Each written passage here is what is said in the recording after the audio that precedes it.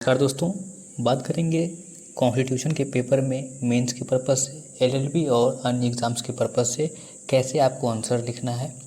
अगर ये देखिए एग्ज़ाम में प्रश्न आ रहा है आर्टिकल 19 से, सीधे पूछेगा अभिव्यक्ति की स्वतंत्रता पर केवल राज्य की सुरक्षा, विदेशी राज्यों के साथ मैत्रीपूर्ण संबंध, सार्वजनिक व्यवस्था, शिष्टाचार या नैतिकता, न्यायालय की अवमानना, मानहानि या किसी अपराध के लिए उकसावे से संबंधित मामलों में ही प्रतिबंध लगाया जा सकता है।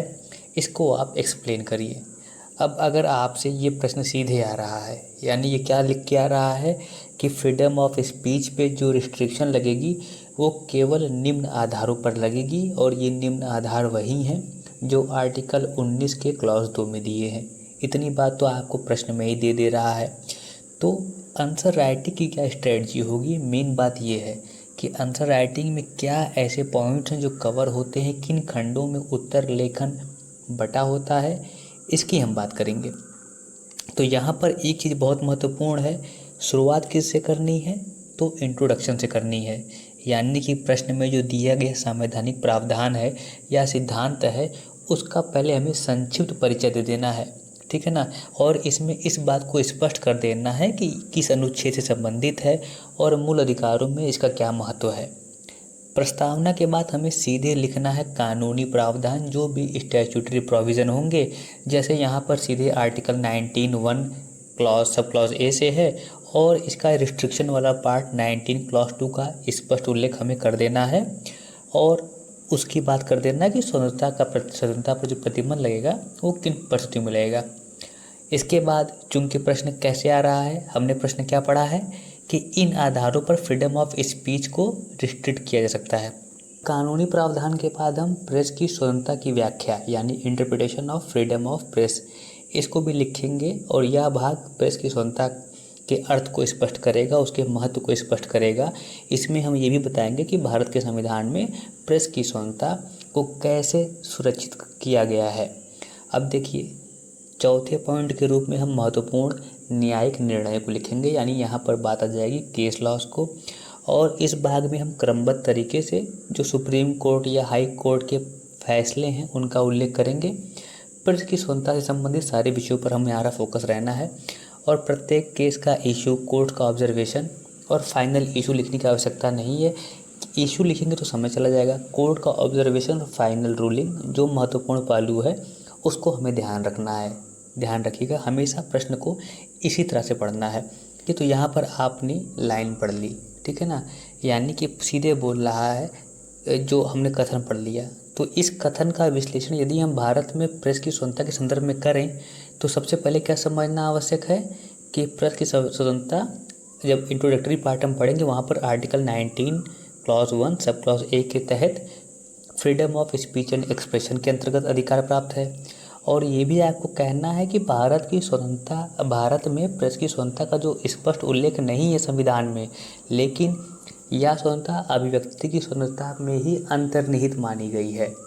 अब इसके बाद अब आप शुरू कर देंगे कि भाई प्रेस जो है वो लोकतंत्र का चौथा स्तंभ है, और इसके बाद अब चौथा स्तंभ है तो बाकी हम 3 पिलर की बात करेंगे कि प्रेस लोकतंत्र का चौथा स्तंभ है, कार्यपालिका, विधायिका और न्यायपालिका पर एक अतिरिक्त निगरानी व्यवस्था के रूप में यह कार्य करती है, और इसका कर्तव्य होता है कि वह सामाजिक, आर्थिक और राजनीतिक जीवन के सभी पहलुओं पर, ठीक है ना, जीवन के जितने भी पहलू हैं उन सभी पर व्यापक और वस्तुनिष्ठ जानकारी जनता को उपलब्ध कराए। इससे होगा क्या, जब जनता को जानकारी रहेगी तो जनता जागरूक रहेगी, और जब जनता जागरूक होगी तो हमेशा उसके निर्णय उत्तरदायी होंगे। यानी कि उत्तरदायित्व पूर्ण निर्णय होने से मतलब क्या है, जो भी डिसीजन होंगे हमारे वो रिस्पॉन्सिबिलिटी से भरे होंगे। रिस्पॉन्सिबिलिटी हमारी कैसी रहेगी, इन सारे पिलर्स को ध्यान में रखते हुए एग्जीक्यूटिव हम ध्यान रखेंगे कि कोई भी कार्य हो रहा है वो मनमाना पूर्ण तो नहीं हो रहा है, हमें जिसको चुनना है उसके बारे में हमें जानकारी रहेगी, तो हम किसी भ्रष्टाचारी को नहीं चुनेंगे, किसी अपराधी को नहीं चुनेंगे। ऐसी एक जागरूक व्यक्ति से उम्मीद की जाती है, यही ये कहना चाह रहे हैं। यानी कि जो प्रेस है वो सामाजिक, सार्वजनिक और राजनीतिक संवाद का माध्यम है, जनता को उत्तरदायी निर्णय के लिए समर्थ करता है और जनमत निर्माण का एक प्रभावी साधन भी है। कंसेंसस बनाने का, आम सहमति बनाने का भी एक प्रभावी साधन है। अब देखिए, अब इसी को इंटरनेशनल पर्सपेक्टिव में देखिए तो अमेरिका में क्या है, तो अमेरिकी संविधान में फ्रीडम ऑफ प्रेस का स्पष्ट उल्लेख है। अच्छा देखिए, अपने यहाँ पर फ्रीडम ऑफ प्रेस का स्पष्ट उल्लेख तो नहीं है, लेकिन रिस्ट्रिक्शन और सीमाओं का स्पष्ट उल्लेख संविधान में है। अमेरिका में ठीक इसका उल्टा है। अमेरिका में फ्रीडम ऑफ प्रेस का स्पष्ट उल्लेख है, लेकिन किसी रिस्ट्रिक्शन को जो है वो उल्लेख नहीं है उसमें। तो जो पहला संविधान संशोधन था उसी से फ्रीडम ऑफ प्रेस को शामिल कर लिया गया था। अब देखिए, पहले संविधान संशोधन से ही जो 10 अमेंडमेंट हुए थे, 10 चीज़ों को जोड़ा गया था, उसे हम बिल ऑफ राइट्स कहते हैं। ये भी आपको पता होना चाहिए, 1791 का जो कॉन्सेप्ट है। अब देखिए, यहाँ पर जब हमने भारतीय परिप्रेक्ष्य में हमने बता दिया भाई इसका महत्व क्या है, जागरूकता, उत्तरदायी निर्णय लेना, जनमत संग्रह, सामाजिक, सार्वजनिक और राजनीतिक संवाद का माध्यम, ये तमाम हैवी वर्ड को जो है हम जोड़ देंगे कि कर्तव्य इनका क्या क्या है। चौथा स्तंभ है तो तीनों स्तंभों पे निगरानी भी रखता है, उनको बैलेंस भी करता है, संतुलन बनाए रखता है। इंटरनेशनल पर्सपेक्टिव में बात आएगी तो हम कह देंगे freedom of press first amendment से स्पष्ट उल्लिखित है। भारत में फ्रीडम ऑफ प्रेस स्पष्ट उल्लिखित नहीं है, जबकि वाक एवं अभिव्यक्ति की स्वतंत्रता में अंतर्निहित माना गया है। ठीक है, अब यहाँ पर 2 चीज़ें बहुत ध्यान रखिएगा। जब हम अमेरिका की बात कर लेंगे तो उसमें सुप्रीम कोर्ट के मतलब वहाँ पे जो 2 केसेस हैं बहुत महत्वपूर्ण हैं। कौन कौन से, तो टर्मिनियलो वर्सेस शिकागो। इस केस में क्या कहा गया कि सरकार द्वारा असहमति रखने वाली प्रेस को स्वीकार करना ही राष्ट्र की परिपक्वता का प्रतीक है। ठीक है ना, यानी असहमति, राइट टू डिसेंट भी है, तो प्रेस को स्वीकार करना राष्ट्र की परिपक्वता का प्रतीक है। यानी कि जो गवर्नमेंट रहेगी उसके अगेंस्ट में भी लिख रहे हैं तो भी उस प्रेस पे हम कोई भी रिस्ट्रिक्शन नहीं लगाएंगे। ये साबित करता है कि उस नेशन की डेमोक्रेसी स्ट्रांग है, वो नेशन अपने आप में मैच्योर है। अब देखिए, तो पहला केस आपको याद रखना है टर्मिनियलो वर्सेस शिकागो, दूसरा केस है लॉवेल वर्सेस ग्रिफिन, 1938 का केस है। इसमें क्या कहा गया कि प्रेस की स्वतंत्रता का अर्थ है बिना पूर्व अनुमति के छपाई की स्वतंत्रता। हालांकि एक चीज़ और कही गई कि इसका दुरुपयोग कानून की दृष्टि में उत्तरदायी होगा।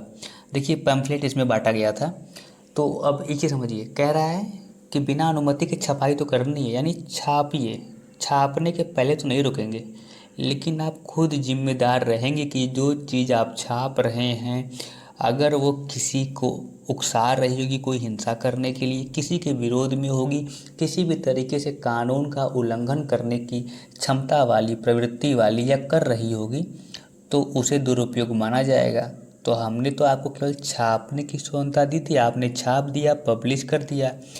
अब इसके बाद किसी लॉ का वायलेशन हो रहा है, उस समय आपकी जिम्मेदारी बनी रहेगी। ठीक है ना, तो फ्रीडम फ्रॉम पब्लिकेशन नहीं है, फ्रीडम ऑफ पब्लिकेशन में फ्रीडम फ्रॉम अरेस्ट नहीं आता, इस चीज़ को ध्यान रखिएगा। ठीक है ना।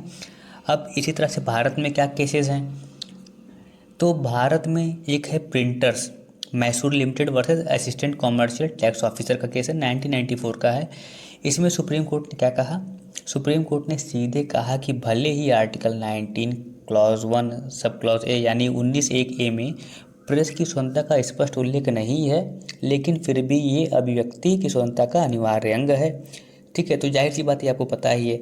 और प्रेस की स्वतंत्रता का अर्थ ये है कि सरकार या फिर सरकार के अलावा उसकी कोई अथॉरिटी है, कोई अन्य प्राधिकरण भी है, उससे भी प्रेस मुक्त है। यानी कि जिससे समाचार पत्र की सामग्री में प्रसार में ना कोई हस्तक्षेप रहेगा, ना उसके प्रसार पे सरकार कोई बाधा डालेगी। प्रेस इन सभी निर्बंधनों से मुक्त है, इन सभी रिस्ट्रिक्शनों से मुक्त है। क्यों? क्योंकि अभिव्यक्ति स्वतंत्रता का एक अंग है प्रेस, इसको स्वीकार किया गया था। भारत में प्रिंटर्स लिमिटेड यानी printers Mysore printers limited versus assistant commercial tax officer के केस में। अब देखिए, एक और महत्वपूर्ण निर्णय हमारा 1986 का Indian express newspaper private limited versus Union of India का भी है। इस केस में क्या हुआ था, सुप्रीम कोर्ट ने कहा कि न्यायालयों का यह प्राथमिक कर्तव्य है कि वे प्रेस की स्वतंत्रता की रक्षा करें और उन सभी विधियों या प्रशासनिक कार्यों को असंवैधानिक घोषित करें जो प्रेस की स्वतंत्रता का उल्लंघन करते हैं। यानी कोई भी ऐसा संवैधानिक लॉ नहीं होगा जो फ्रीडम ऑफ प्रेस को जो है कर्टेल करता होगा, उसे रोकता होगा, रिस्ट्रिक्ट करता होगा। अब देखिए प्रेस की स्वतंत्रता का दायरा कितना व्यापक है, इसको समझने का सबसे बड़ा केस जो है वो है Sakal paper versus Union of India, 1962 का केस है। तो ईयर को याद करना हो तो साकल को मैंने शिनो इंडिया वार, तो शिनो चाइना को कहते हैं, तो शिनो इंडिया वार से याद कर लिया था। अब देखिए यहाँ पर इसमें सरकार ने एक, और 62 में युद्ध भी हुआ था हमारा, इसलिए साकल पेपर वाला केस हमको याद हो जाता है। तो इसमें सरकार ने क्या किया था, एक आदेश जारी कर दिया था और उस आदेश के द्वारा ये कह दिया था कि समाचार पत्रों के भैया इतने पृष्ठ रहेंगे, इतने कॉलम, इतने परिशिष्ट रहेंगे और विज्ञापन कितने एरिया में देंगे उसको भी नियंत्रित करने के लिए एक आदेश पास कर दिया था। यानी कि आप कंटेंट क्या लिखेंगे, आपका कंटेंट कितने पेज में होगा वो भी डिसाइड करेंगे, और एडवर्टीजमेंट में भी उस सरकार का दखल हो गया। अब सुप्रीम कोर्ट ने इस आदेश को सीधे असंवैधानिक करार दे दिया। क्यों? क्योंकि जाहिर सी बात है, यहाँ पर मान लीजिए मैं ही आपको अधिकार दे दूँ कि आपको कुछ भी लिखने का अधिकार है प्रेस में। अब मैं आपसे ये कह दूँ कि अच्छा आप कुछ भी लिखिए लेकिन 1 पेज से ज़्यादा मत लिखिएगा, तो क्या सही मायनों में आपके वाक एवं अभिव्यक्ति का अधिकार किसी भी तरह से सुरक्षित रह पाया? नहीं ना। इसी चीज़ को ध्यान में रखना है। इसीलिए सुप्रीम कोर्ट ने कहा ना कंटेंट, ना कॉमर्शियल एडवर्टीजमेंट और ना उसका सर्कुलेशन, इन सब चीज़ों पर आप कंट्रोल नहीं लगाएंगे प्रेस के, ठीक है, क्योंकि इस पर कंट्रोल करने का मतलब है कि आप उसकी अभिव्यक्ति की स्वतंत्रता पर हमला करना चाहते हैं। तो और इसमें साथ में ये भी कहा गया कि जो 19(1)(a) के तहत जो केवल विचार प्रकट करने की नहीं बल्कि उस विचार को प्रकाशित और प्रचारित करने की स्वतंत्रता भी शामिल है। तो ये तो हो गया साकल पेपर केस। इसी तरह से Bennett Coleman versus Union of India वाला जो केस है 1973 का, इस मामले में माननीय सर्वोच्च न्यायालय ने कहा था कि सरकार द्वारा न्यूज़प्रिंट पर कोटा प्रणाली और पृष्ठ संख्या की सीमा, ठीक है ना, तो पेज सिस्टम, ये सब करना भी असंवैधानिक है और ये पॉलिसी समाचार पत्रों में वृद्धि को, उसके प्रसार को, उसके सर्कुलेशन को रोकती है और इस तरह से रोकेगी तो सीधे आर्टिकल 19(1)(a) में जो राइट्स मिला उसका उल्लंघन है। इसमें न्यायालय ने और भी कह दिया कि भाई सर्कुलेशन में जो होता है उसके, आप सर्कुलेशन को नहीं रोक पाएंगे, ना ही न्यूज़ और ना ही न्यूज़ पे आने वाले व्यूज़ के वॉल्यूम को। तो ना न्यूज़ की मात्रा को आप रोक सकते हैं, ना उसके व्यूज़ को रोक सकते हैं, ना सर्कुलेशन को रोक सकते हैं। और यह स्वतंत्रता कैसी है, क्वालिटेटिव भी है और क्वांटिटेटिव भी है, यानी कि हम क्या लिखेंगे, किस तरह से लिखेंगे, इस पर भी आपका अंकुश नहीं, और हम कितनी जगह अपनी बात पहुंचाएंगे इस पर भी आप कोई अंकुश नहीं लगाएंगे। सरकार को सीधी चेतावनी सर्वोच्च न्यायालय यहाँ पर देता है। अब express newspaper versus Union of India 1958 का केस है। सुप्रीम कोर्ट ने इसमें क्या कहा था, यदि कोई कानून समाचार पत्र प्रतिष्ठानों में कार्यरत कर्मचारियों की सेवा शर्तों को नियंत्रित करता है, स्पष्ट शब्दों में कहा कि कोई कानून जो है वो किसी कर्मचारियों की सेवा से नियंत्रित करता है, कार्य के घंटे, न्यूनतम वेतन, यानी कि अब समझिए जैसे मिनिमम वेजेस एक्ट है, तो अगर मिनिमम वेजेस एक्ट में क्या है कि कोई माली उदाहरण दे रहा हूँ उसको, कि वहाँ पर कहा है कि किसी कर्मचारी से 8 घंटे से ज़्यादा काम नहीं करवाया जाएगा। अब मेरी प्रेस है, मेरे प्रेस में केवल 4 एम्प्लॉई हैं और मैं किसी कर्मचारी से 16 घंटे काम करवा रहा हूँ, लेकिन ये नियम मुझे कह रहा है, जो कार्य के घंटे का जो नया नियम है वो कह रहा है कि किसी से आप 8 घंटे काम नहीं कराएंगे। तो यहाँ पर भी तो मेरा सर्कुलेशन प्रभावित होगा। अगर किसी कर्मचारी का काम सीधे आधे कर दिया जाएगा तो मेरे सर्कुलेशन भी प्रभावित होगा। तो क्या ये मेरी प्रेस की स्वतंत्रता पर हमला है या नहीं है? जाहिर सी बात है उससे प्रेस प्रभावित हो रही है, लेकिन इसी स्वतंत्रता पर हमला नहीं माना जाएगा क्योंकि प्रेस को सामान्य कानूनों से छूट नहीं दी जा सकती, ठीक है ना। अब इसका मतलब ये तो नहीं है ना कि प्रेस किसी आदमी से 24 घंटे में 20 घंटे काम करवाएगी और कहेगी कि हमको स्वतंत्रता में बाधा बन रहा है इनका कानून, ऐसा भी नहीं है। तो सामान्य कानूनों से इसको उन्मुक्ति नहीं मिली हुई है। सामान्य कानून लागू होंगे, चाहे वो न्यूनतम मिनिमम वेजेस हो, चाहे किसी छुट्टी को लेकर के हो, चाहे कार्य के घंटों को तय करने के लिए कोई कानून बनाया जा रहा है, या टैक्स का मामला हो या फिर कोई भी इंडस्ट्रियल लॉ बन रहा है, उस पर वो जो किसी प्रतिबंध लगाएगा वो प्रेस पर भी वो प्रतिबंध लगेंगे, ठीक है ना। अब देखिए बृजभूषण, तो बृजभूषण एक एक पत्रिका ऑर्गेनाइज़र आती है, उसके ये संपादक थे। ऑर्गेनाइज़र अगर आप जान रहे हो तो आरएसएस जो संस्था है, राष्ट्रीय स्वयंसेवक संघ, उसकी इंग्लिश में पत्रिका आती है ऑर्गेनाइज़र, शायद हर 15 दिन पे आती है या हफ्ते में 15 दिन पे मेरे ख्याल से आती है, ऑर्गेनाइज़र आती है। और हिंदी में यही आती है पांचजन्य के नाम से, पंचजन्य के नाम से। तो बृजभूषण उसी आरएसएस की पत्रिका ऑर्गेनाइज़र के संपादक थे। और Brij Bhushan versus State of Delhi में क्या हुआ था, 1950 की बात है। 1950 में आप जान रहे हैं देश में नया नया बंटवारा हुआ था, विभाजन के बाद लाखों लोग विस्थापित हुए थे। उन्हीं विस्थापितों को लेकर के इन्होंने सरकार पर टिप्पणी की थी और कुछ फोटोज भी प्रकाशित की थी कि सरकार की लापरवाही को उजागर कर रही थी, या इनका ऐसा कम से कम कहना था। तो इस मामले में क्या सुप्रीम कोर्ट ने कहा था, तो सुप्रीम कोर्ट ने इस मामले में सीधे निर्णय दिया था कि किसी पत्रिका पर पहले सेंसरशिप लगाना प्रेस की स्वतंत्रता पर सीधा हमला है। तो जो बात हमने यूएस में पढ़ी थी सेंसरशिप उसके बाद लगेगी, वही बात यहाँ भी कह रहा है कि प्रकाशन हो जाने तो उसके बाद देखा जाएगा कि क्या कह रहा है, कितना उचित है अनुचित है, लेकिन ऐसे नहीं लगा सकते। तो पत्रिका पर पूर्व में सेंसरशिप लगाना प्रेस की स्वतंत्रता पर सीधा हमला है, ये कहा गया। और सीधा हमला होगा प्रेस की स्वतंत्रता पर, तो प्रेस की स्वतंत्रता वाक एवं अभिव्यक्ति स्वतंत्रता का भाग है, इसका मतलब आर्टिकल 19(1)(a) का सीधा उल्लंघन है। तो इस केस में दिल्ली सरकार ने प्रकाशक को आदेश दिया था कि कोई भी सामग्री प्रकाशित करने से पहले सेंसर के पास ले जाओ, हम अप्रूवल करेंगे तो छापना, हम जिस चीज़ को काट देंगे उसको अलग कर देना। न्यायालय ने कहा कि ऐसा कुछ नहीं है, press censorship pre censorship press में लागू नहीं होगी। अच्छा एक चीज़ याद रखिएगा, एक केस के अब्बास का है, तो क्या अगर फिल्म होगी तो फिल्म में हम काट छाँट कर सकते हैं पहले, ठीक है ना। क्यों अगर पूछे तो किसी मान लीजिए एक चीज़ लेख में है और एक चीज़ चलचित्र के माध्यम से, तो ऐसा माना गया कि दोनों अगर संवेदनशील हैं तो किसी माइंड को करप्ट करने की प्रवृत्ति चलचित्र वाले में ज़्यादा है, इसलिए चलचित्र या मूवी को ज़रूरी है स्क्रूटनी करना, कर्टेल करना, उसको स्कैन करना, ठीक है ना, इन सब चीज़ों के मामले में, तो रिस्ट्रिक्शन लगाने के मामले में। तो लिखित में प्रेस प्री सेंसरशिप तो नहीं है, लेकिन मूवी के माध्यम से, चलचित्र के माध्यम से प्री सेंसरशिप होती है। के अब्बास का केस है, जो डायरेक्टर बहुत मशहूर थे, उसको याद रखिएगा। तो अब हम मान लीजिए के अब्बास को तो यहाँ हटा दीजिए, प्रेस की बात हो रही थी, तो अब आपको लास्ट में निष्कर्ष लिखना है। तो निष्कर्ष में आप क्या कहेंगे, सीधे आप कहिएगा कि निष्कर्ष के रूप में ये कहा जा सकता है कि यद्यपि भारत में प्रेस की स्वतंत्रता कोई अलग अनुच्छेद नहीं है, फिर भी यह अभिव्यक्ति की स्वतंत्रता में ही समाहित है। हालांकि यह स्वतंत्रता पूर्ण नहीं है, पूर्ण नहीं आप जान रहे हैं, रिस्ट्रिक्शन लगी है, तो आप कहेंगे ना कि हालांकि यह स्वतंत्रता पूर्ण नहीं है, और आर्टिकल 19 क्लॉज 2 के अंतर्गत कुछ इसमें रीजनेबल रिस्ट्रिक्शन लगाए जा सकते हैं।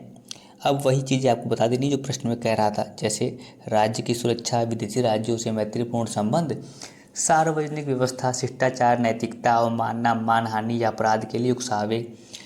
फिर आप कहेंगे किंतु कोई भी कानून या नीति इस सीमा का अतिक्रमण करती है तो न्यायालय उसकी समीक्षा कर उसे असंवैधानिक ठहरा सकता है। यही संविधान का हमारे जो है वो मूल तत्व है, और न्यायपालिका की भूमिका भी इसमें यहीं से उत्पन्न होती है, ठीक है। तो इतना हमें कह देना है। अब लिखते समय मैंने आपको बताया उत्तर लेखन के प्रारूप को और केस लॉ को, उस स्ट्रक्चर को हमेशा समझिए, प्रस्तावना को समझिए जहाँ पे आपको स्पीच एंड एक्सप्रेशन को डिफाइन करना है, केसेस को समझिए, ठीक है ना। तो इन चीज़ों को आप ज़रूर देख लीजिएगा और अंत में निष्कर्ष जरूर देना चाहिए। धन्यवाद, शुभकामनाएं। हालांकि निष्कर्ष देते समय एक चीज़ याद रखिएगा कि क्या प्रश्न की मांग निष्कर्ष में आपके व्यक्तिगत इनपुट चाह रही है कि नहीं चाह रही है, क्योंकि अगर आप सिविल की प्रिपरेशन कर रहे हैं तो उसमें आपको काफ़ी लिबर्टी मिली रहती है, लेकिन जुडिशियल एग्ज़ाम्स में इतनी लिबर्टी आपको स्कोप नहीं देता है, ठीक है ना। एग्जीक्यूटिव और जुडिशरी में यही मेन अंतर हो जाता है। तो तैयारी करते रहिए। धन्यवाद, शुभकामनाएं।